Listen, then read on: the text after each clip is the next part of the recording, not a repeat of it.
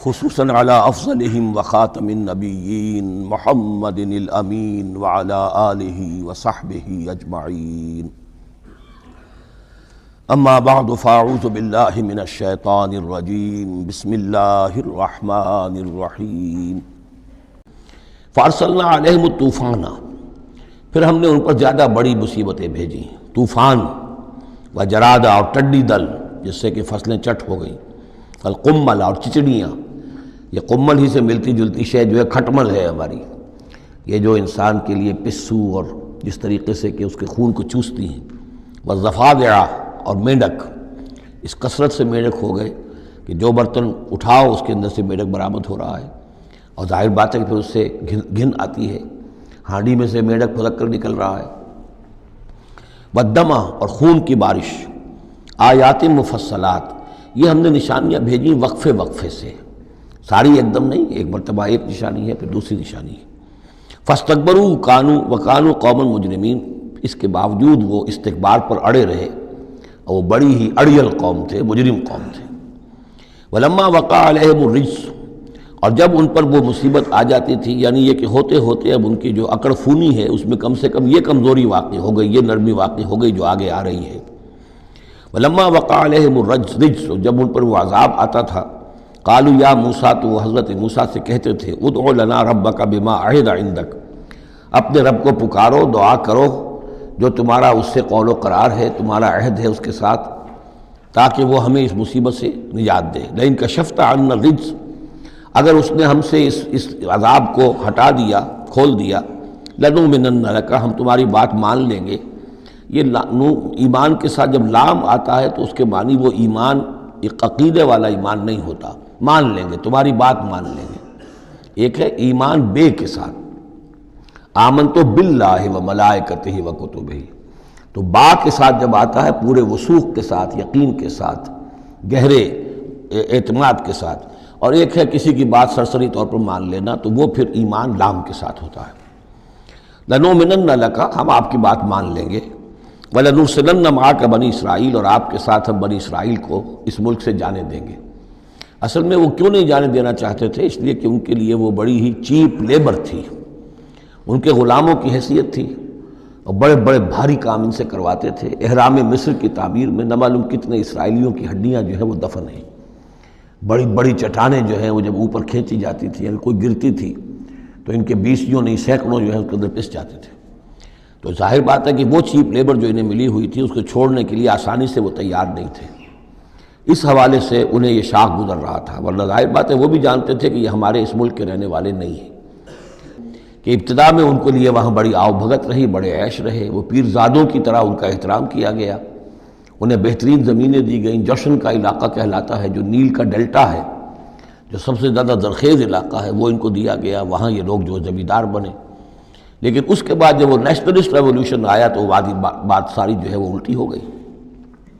تو فرمایا کہ ہم بھیج دیں گے آپ کے ساتھ بنی اسرائیل کو۔ فلما کشفنا عنہم الرجس،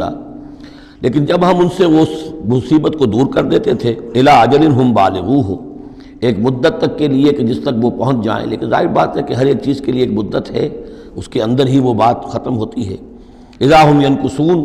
تو پھر وہ اپنے عہد سے پھر جاتے تھے، اپنا وہ وعدہ جو تھا وہ اس کو توڑ دیتے تھے۔ فانتقمنا منہم، اب now cutting a long story short, بس ہم نے ان سے انتقام لیا۔ فاغرقناہم فی الیم، اور ہم نے انہیں سمندر میں غرق کر دیا، بانہم کذبوا بآیاتنا، اس لیے کہ انہوں نے ہماری آیات کو جھٹلایا، وکانوا عنہا غافلین، اور یقیناً وہ ہماری ان آیات سے تغافل برتتے رہے۔ وَأَوْرَثْنَا الْقَوْمَ الَّذِينَ كَانُوا يُسْتَضْعَفُونَ مَشَارِقَ الْأَرْضِ وَمَغَارِبَهَا الَّتِي بَارَكْنَا فِيهَا، اور وارث بنا دیا ہم نے اس زمین کے مشرق و مغرب کا جس کو کہ ہم نے بابرکت بنایا ہے۔ یہاں میں مشارق الارض آ کر ذرا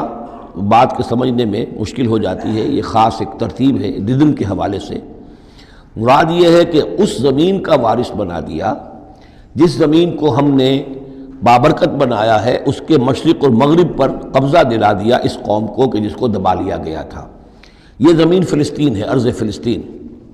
اس لیے کہ قرآن مجید میں بھی ہے الذی بارکنا حولہ،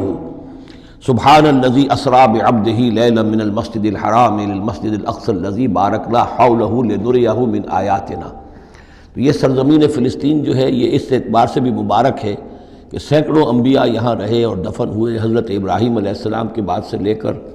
اور یہ کہ نہ معلوم کتنے طویل عرصے تک یہ انبیاء کا مدفن بھی رہا اور ان کا مسکن بھی رہا۔ پھر یہ کہ بڑی زرخیز علاقہ بھی ہے۔ تو ہم نے اس قوم کو کانوا یستضعفون، جو دبا لیے گئے تھے مصر میں، جو دبے ہوئے تھے پسے ہوئے تھے، ان کو وارث بنا دیا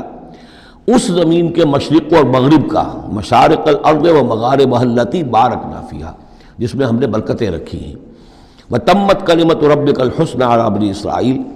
اور تیرے رب کی اچھی بات، اچھا وعدہ بنی اسرائیل کے حق میں پورا ہو گیا، بما صبروا، جو صبر انہوں نے کیا۔ یعنی جو بھی سختیاں آئیں حضرت موسیٰ علیہ السلام کے ساتھ، جو بھی لوگ ان میں سے ایمان لائے تھے، انہوں نے واقعتاً ثابت قدمی دکھائی، اور یہ کہ اس صبر کی وجہ سے اللہ تعالیٰ کا وعدہ ان پر پورا ہوا۔ وَدَمَّرْنَا مَا كَانَ يَصْنَعُ فِرْعَوْنُ وَقَوْمُهُ، اور ہم نے تباہ و برباد کر دیا جو کچھ کے بنایا تھا فرعون نے اور اس کی قوم نے، وَمَا كَانُوا يَعْرِشُونَ،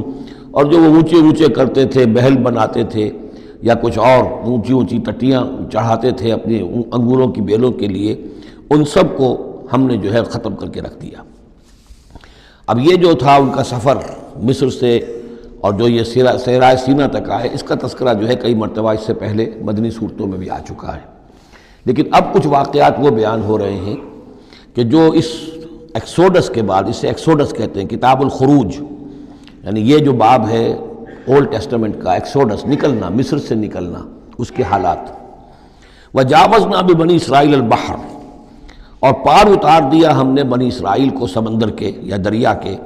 فَأَتَوْا عَلَىٰ قَوْمٍ، تو ان کا گزر ہوا، پہنچے وہ ایک ایسی قوم پر، يَعْكُفُونَ عَلَىٰ أَصْنَامٍ لَهُمْ،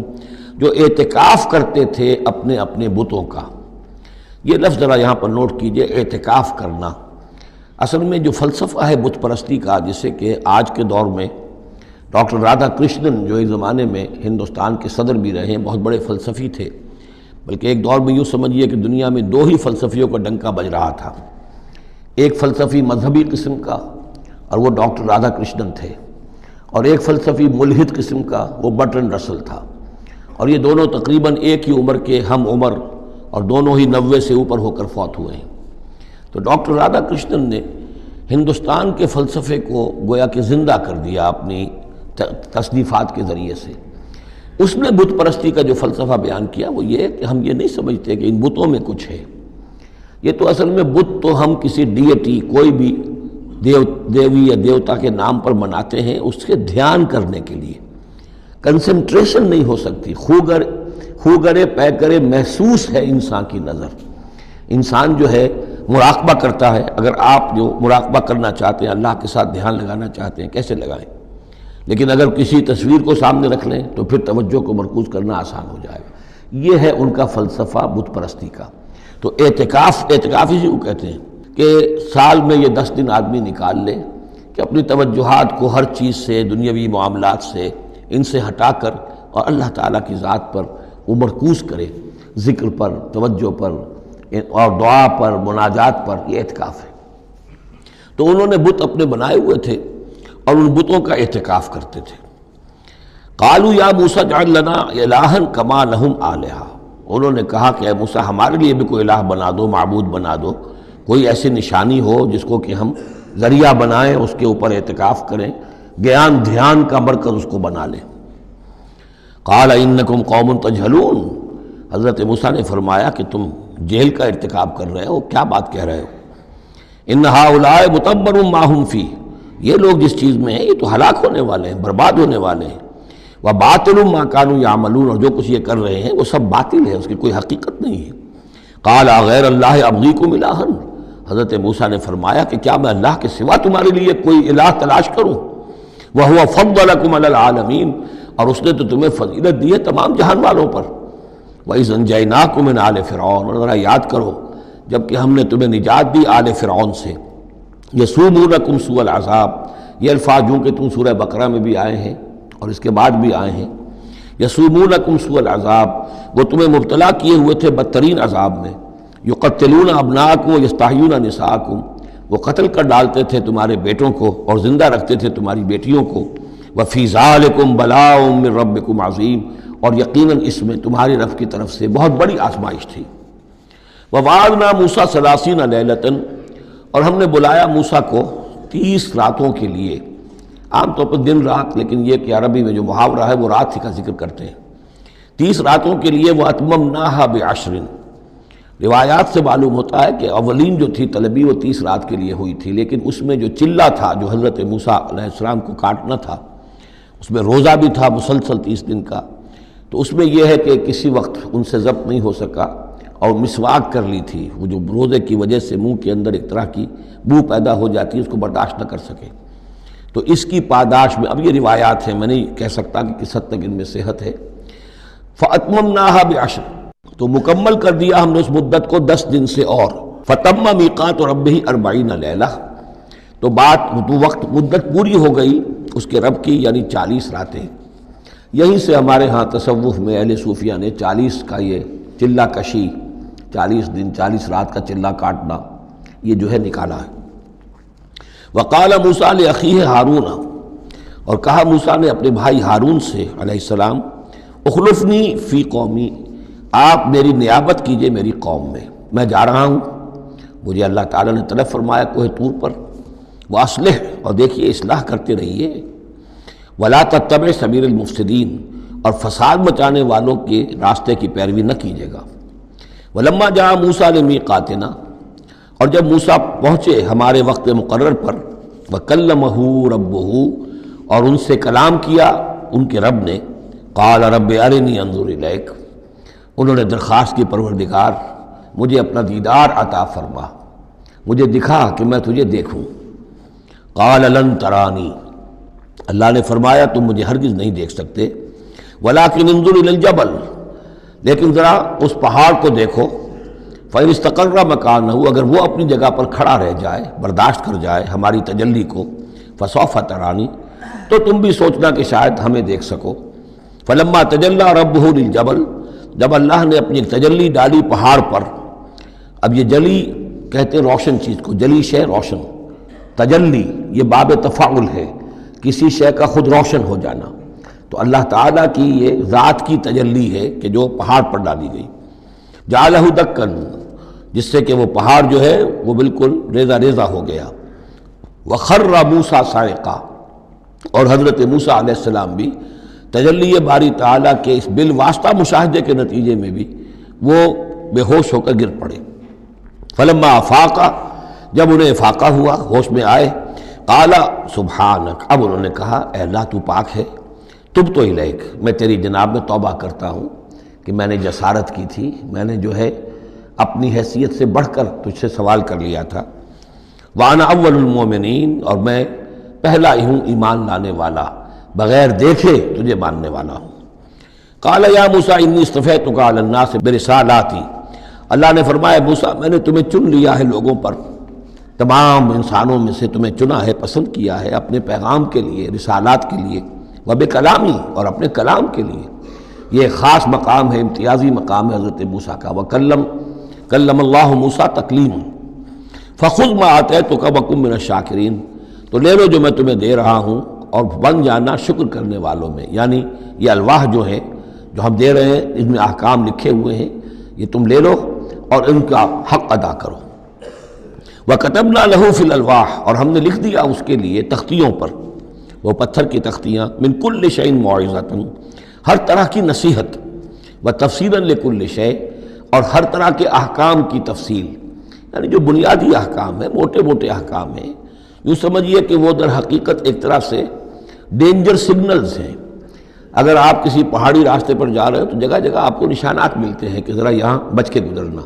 تو شریعت خداوندی جو ہے وہ بھی در حقیقت انسانی تمدن کا جو پیچیدہ سفر ہے اس میں ڈینجر کوشنز ہیں، ڈینجر سگنلز ہیں، یہاں اس سے ذرا دور رہنا، اس سے ذرا ہٹ کر رہنا، اس کے اندر اندر آدمی جو ہے وہ اپنی محنت کرے، کوشش کرے، جد و جہد کرے، مباحات کے دائرے کے اندر جو بھی اس کا ہے چوائس اس کو اختیار کر لے، لیکن جو محرمات ہیں وہ حدود ہیں، تلک حدود اللہ فلا تقربوها۔ تو شریعت کی جو آسمانی شریعت ہے اصل بنیاد یہی ہے کہ زندگی کے ہر گوشے سے متعلق چند موٹے موٹے احکام دے دیے، اس کے اندر جو ہے وہ کھلا چھوڑ دیا انسان کو کہ اب اس کے اندر اپنی سمجھ سے، اپنے اجتہاد سے، اپنی کوشش سے، اپنی عقل کو بروئے کار لا کر کام کرو۔ وَكَتَبْنَا لَهُ فِي الْأَلْوَاحِ مِنْ كُلِّ شَيْءٍ مَوْعِظَةً وَتَفْصِيلًا لِكُلِّ شَيْءٍ فَخُذْهَا بِقُوَّةٍ، تو اے موسیٰ اس کو تھام لو مضبوطی کے ساتھ، وَأَمُرْ قَوْمَكَ، اور اپنی قوم کو بھی حکم دو، يَأْخُذُوا بِأَحْسَنِهَا، کہ وہ اس سے پکڑیں، اس کو تھامیں اس کی بہترین صورت کے اندر۔ اس کے مراد کیا ہے کہ ہر معاملے کے اندر درجے ہوتے ہیں۔ آپ کو ایک چیز بتائی جا رہی ہے، اس میں ایک درجہ اونچا ہے، ایک اس سے کمتر ہے، آپ اونچے سے اونچے درجے کی طرف آنے کی کوشش کیجیے۔ یہی بات جو ہے مسلمانوں سے بھی پھر کہی گئی ہے، آخری پاروں میں ہم دیکھیں گے چل کر کہ وہ لوگ کہ جو کلام کو سنتے ہیں، یستمعون القول فیتبعون احسنہ، وہ کلام کو سنتے ہیں پھر جو اس کی بہترین بات ہوتی ہے اس کو اختیار کرتے ہیں۔ ایک یہ ہوتا ہے آدمی سوچتا کچھ اور کمی والی بات ہو جائے، ڈھیل ہو جائے، رعایت ہو جائے، چلیے پاس مارکس مجھے مل جائیں، مجھے فرسٹ ڈویژن نہیں چاہیے، مجھے سیکنڈ ڈویژن نہیں چاہیے، ڈسٹنکشن نہیں چاہیے، پاس ہی ہو جاؤں۔ لیکن یہ معاملہ دین میں نہیں ہونا چاہیے، یہ معاملہ دنیا میں کرو، دین میں اچھے سے اچھا، اعلی سے اعلیٰ، جیسا کہ ہم پڑھ چکے ہیں سورہ مائدہ کے اندر، اذا اتقوا وآمنوا وعملوا الصالحات ثم اتقوا وآمنوا ثم اتقوا واحسنوا واللہ یحب المحسنین۔ ہے جستجو کہ خوب سے ہے خوب تر کہاں، کیوں نہیں بہتر سے بہتر کی طرف جاتے؟ جتنا آج وقت لگا رہے ہو دین کے لیے اس سے زیادہ لگاؤ کل، اور پرسوں اس سے آگے تمہارا قدم پڑنا چاہیے، نہ یہ کہ آدمی جو ہے وہ پیچھے کی طرف دیکھے۔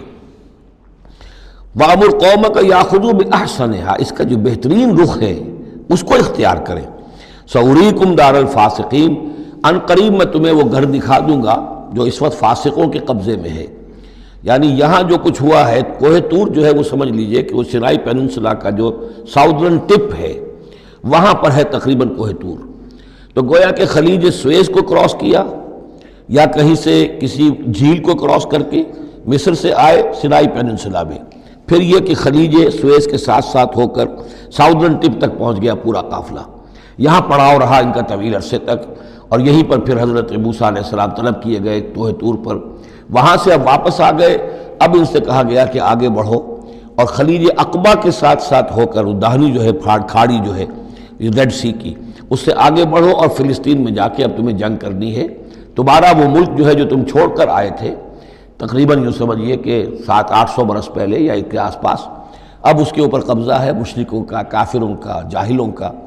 اب اس اپنی سرزمین کو ان سے آزاد کرانے کے لیے اب تمہیں جہاد کرنا ہے، وہ جس کا ذکر ہم سورہ مائدہ میں پڑھا ہے، تو اس کا یہاں پر تذکرہ ہو رہا ہے۔ سَأُرِيكُمْ دَارَ الْفَاسِقِينَ، یعنی وہ فلسطین تک اب میں تمہیں لے جاؤں گا اور تمہیں دکھا دوں گا وہ جگہ جو تمہارا اصل مسکن ہے، اور اس کے لیے یہ ہے کہ تمہیں اب ان فاسقوں کو وہاں سے نکالنا ہوگا۔ سأصرف عن آیات الذین یتکبرون فی الارض بغیر الحق، میں پھیر دوں گا اپنی آیات سے ان لوگوں کے رخ کو جو زمین میں ناحق تکبر کرتے ہیں۔ یعنی یہ خود اللہ تعالیٰ فرما رہے ہیں جن کے اندر تکبر ہے میں خود ان کا رخ پھیر دیتا ہوں، وہ ہماری آیات کو دیکھتے ہی نہیں، سمجھتے ہی نہیں، اس لیے کہ تکبر ہے۔ تکبر وہ شے ہے جو اللہ کو سب سے زیادہ ناپسند ہے۔ فرمایا گیا ہے ایک حدیث میں، حدیث قدسی میں، الکبر ردائی، تکبر میری چادر ہے۔ تو اگر کوئی اور تکبر کرتا ہے تو گویا کہ میری چادر میرے شانے سے وہ گھسیٹ رہا ہے، تو اس کے خلاف میرا اعلان جنگ ہے۔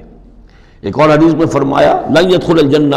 من کان فی قلبہ مثقال حبۃ من کبر،